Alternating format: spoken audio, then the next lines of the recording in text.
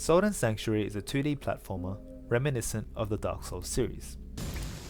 The whole feel of the game is mysterious and suspenseful, and while it may lack the refinement in combat that Dark Souls has, it captivates you in the same way, making you feel like you have to keep playing, no matter how many deaths it takes. Once you have created your character and class with an acceptable amount of customization options, the game starts you off in a hijacked ship. Your princess has been kidnapped, and it is up to you to rescue her.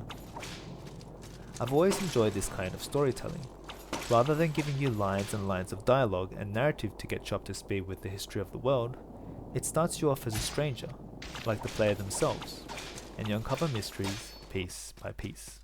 In terms of gameplay, you are given 2 weapon loadouts, which you can switch between freely, whether that be a sword, dagger, or whip and crossbow, depending on your class.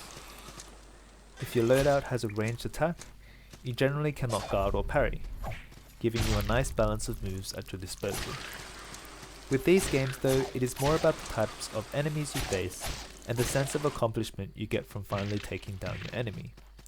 And while the game may start with your typical weak melee and ranged attackers, enemies soon come with an array of attacks that will surely make you die.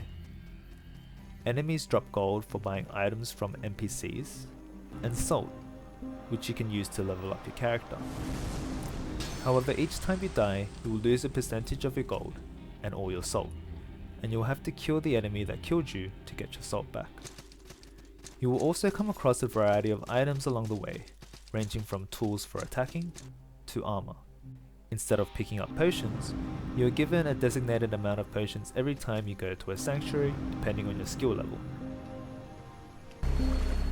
While the 2D nature of the game and art style may not be to everyone's fancy, the presentation is very well done, with attention to detail, and for me personally ensues a sense of nostalgia, as it brings the feel of a very well refined 90s flash game.